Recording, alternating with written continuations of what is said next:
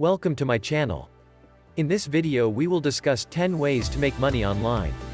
Let's get started. 10. Selling stuff on eBay. Most people today are familiar with the concept. You have things you don't necessarily need but others are willing to buy, and you can auction off the items on eBay or other online auction sites. Simply gather your goods, create a seller's profile and start selling. It sounds simple, but it takes some practice to sell successfully. You need to create persuasive and legitimate product pages for the goods you're selling to get buyers interested. It's also important to set reasonable minimum bids to ensure that people will buy. And remember to deliver the kind of customer service that will garner positive feedback ratings and to communicate with buyers to let them know you're reliable. The more positive feedback you receive, the more people will be willing to do business with you. And that, of course, means more money. eBay takes a 10% cut of anything you sell, plus a 35-cent fee for any item listed beyond the 50 free listings you get per month. 9. Blogging.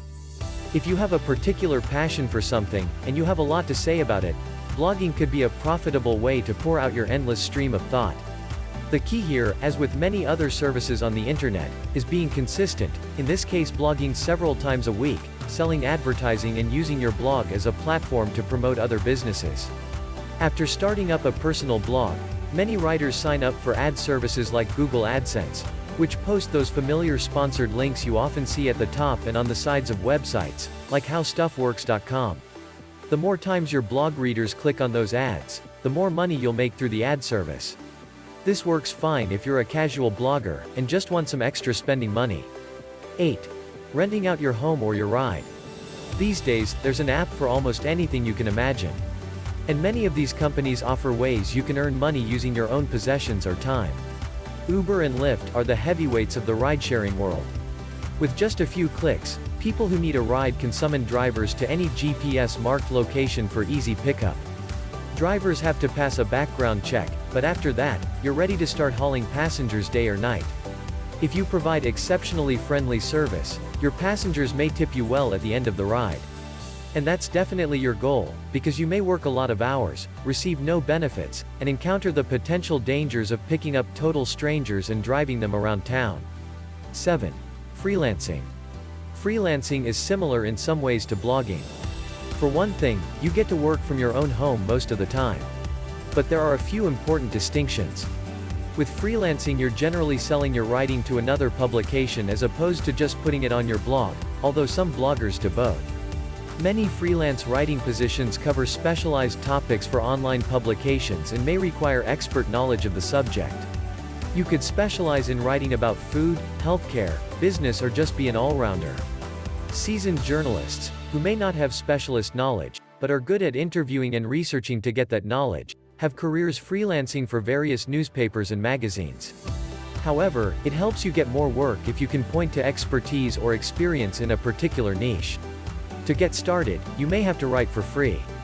Many small websites are looking for free writing help. Once you get some clips, you can show them to someone who's offering paid work.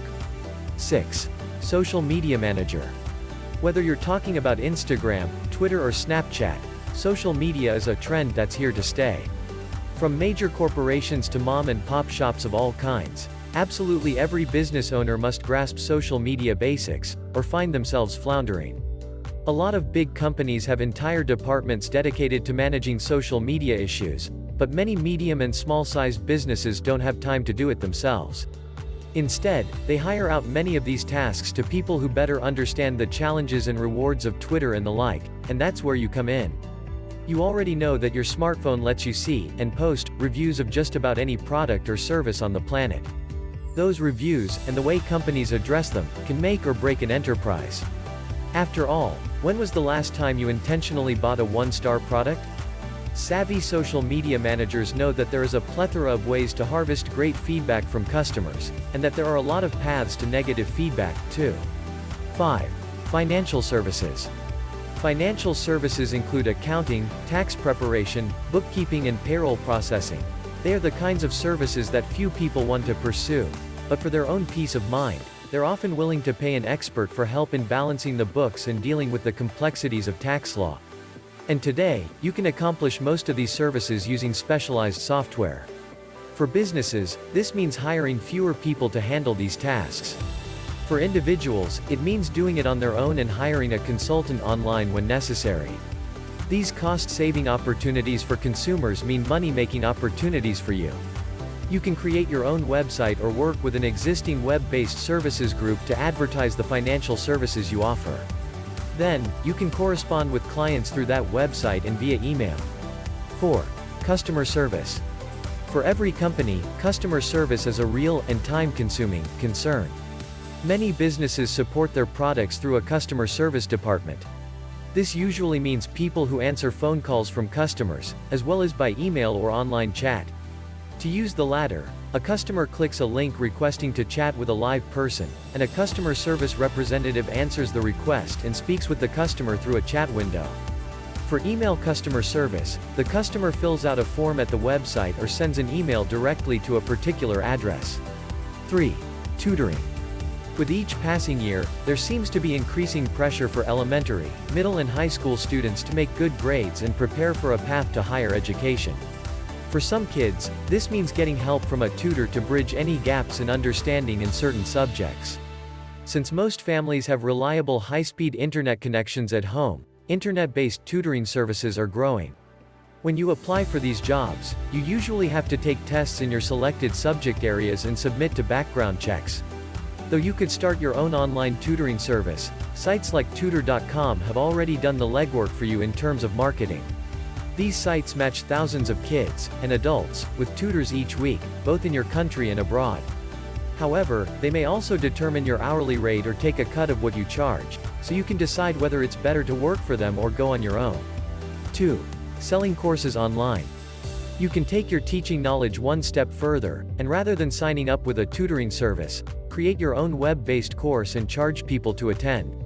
The e-learning boom is giving rise to an online course industry that could be worth as much as $325 billion in 2025, source, Forbes.